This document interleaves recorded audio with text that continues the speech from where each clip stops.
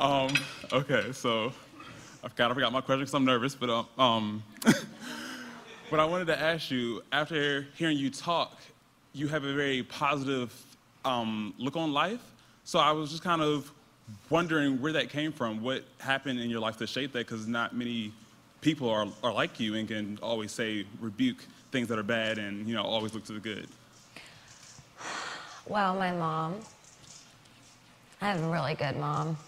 She really was there for me, and she always taught me to be very gracious. My mother is the kind of person that will give you the shirt off her back if you're cold. And that is how I was raised. But I guess I would also see, and I don't know if people in this room are religious, and I always feel kind of awkward talking about religion because I don't want people to feel like I'm impressing any kind of belief on you. But I do believe that God comes in many forms, and I don't believe that we know what he looks like. That's something that I actually address in Judas. But I see God in my fans.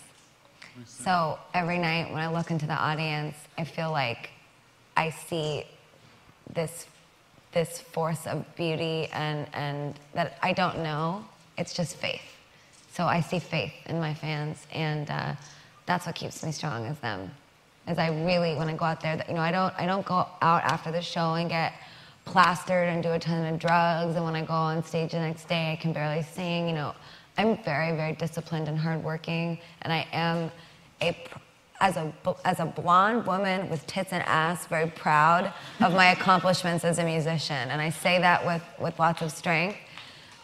People call it arrogance, but I do believe that women in pop music have a very bad rap, and I think people have learned to expect very little from all of us, and it's very unfair. It's very prejudiced. So me and my tits and my ass and my brain are very proud to be here today.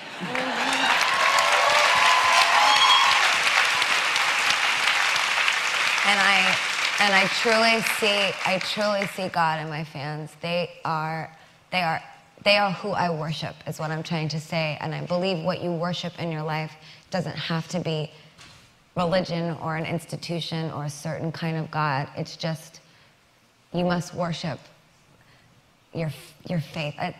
Perhaps I'm speaking in my own Gaga tongues, but I worship my fans, is what I'm trying to say. They are my religion. That makes sense. One more thing. I'm sorry to ask, but can I have a hug too? This is like one of my dreams. I love your music. I love you too. It's okay? Yeah, go ahead, ask me. Oh, I thought he was asking me another. Oh, yeah, come on. Hug. Yeah. I'm not gonna say no. I had so much.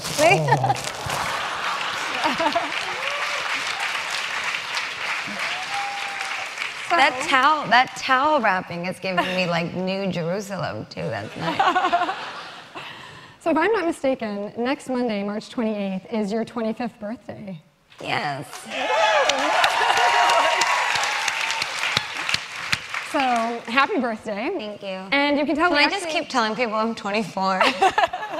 We won't tell. People might, but we won't. But we have a surprise for you. As you can tell, there's many people in the audience who are dressed up in their best Gaga garb. And we've handed cards to a few people. So why don't the people who got a card before the show come up, and we're going to have you critique the best Lady Gaga. Thank you. Oh my goodness. Hi. Well, I can't really. Do you want to come up here? Guys? Yeah. Hi. Can I hug all of you? You're awesome. That's really good. Hello. And our people writing. Yeah, thank you. Thank you. Hi. Hi. Hello. Hi. This is interesting. It's very Yves Saint Laurent. Thank you very much. In the 60s. This is an ammunition belt from World War II. Wow. Yeah, I thought you might appreciate it. That's heavy. Nice boots. Hi. Hi. Nice to meet you. Nice to meet you. You look beautiful. Hi. You know what's so funny? Is when I was on my first record label. Go ahead, you can go back. I'm sorry. She's like. When I was on my first record label, Def Jam, not to bring up a sour story, but I sent all of the employees at Def Jam disco balls that I hand-painted myself, like that, except I wrote Gaga all over them. And I sent them huge bags of candy from the dollar store with these disco balls that had my name on it. And I got dropped like a month later, but I just remember someone called and told me that everybody in the office was like, who sent all these gummy worms and disco balls that say Gaga? I hand-painted those suckers. Every one of them. Shady. Okay. Well, this is very good. And this is very good because it looks almost exactly like my Terry Mugler-inspired outfit from the Fame Ball, the very first Fame Ball. This is amazing because it looks just like the telephone video. However, I have to say that the mark of a true Gaga fan is always thinking forward, and that is you.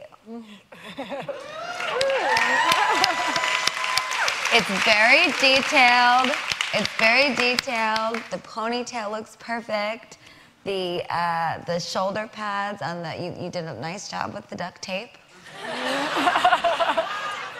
And that is exactly, it took me an hour to get my makeup done for that. And it's 15 minutes, see? That's a real glamour girl. Well, congratulations. Thank you so much. You are the winner. Thank you, guys. And as we heard, Gaga's performing in Oakland tonight, so all of our couture competition people here on stage will all get a pair of tickets to the concert tonight. And here, you can have the riding crop. You look really, really wonderful. It's really, that setup was, just to explain it a little bit. Sure. Rico, who's in the video with me, he has the same, he's tattooed that way. I read that last night. Yeah, that's really, he's really tattooed that way. And I asked him, you know, when we were on the set, I said, why did you get, it's kind of like a weird, funny question, but why did you tattoo yourself this way? And he said, bazooka gum.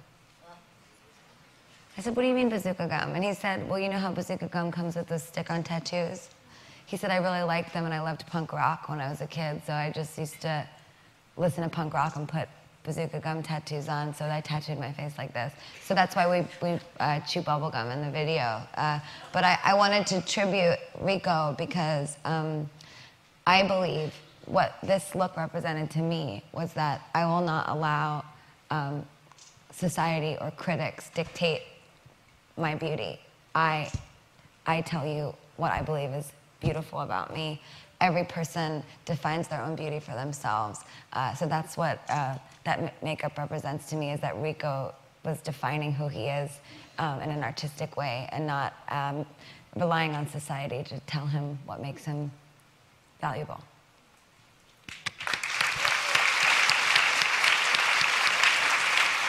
So you look fabulous. She's coming to the show? Yes, they're all coming to the show. All right. You're going to fit right in. And they are not the only people who are coming. So we have 40 more of these cards taped to the bottom of seats. So if you look under your seat, you get a pair of tickets to the Gaga concert tonight.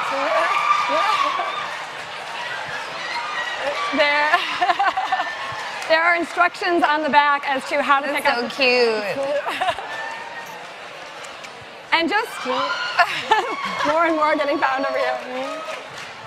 And just so no one leaves empty-handed, we actually have special edition Google Goes Gaga t-shirts for everyone here. They are in Benghazi in Building 43, starting at 3 o'clock, so they're there now, so you can stop by there on your way leaving. And I just want to say a big thank you. A thank you to the House of Gaga for making this happen. There have been an unbelievable number of people here at Google who have helped out, but mainly Andrew Schulte, who was one of Gaga's college mates, along with Trish Crowley and actually, and our whole. Some of you don't know this, but Andrew was an RA at Third North where I went to college, and he wrote me up for drinking in my room.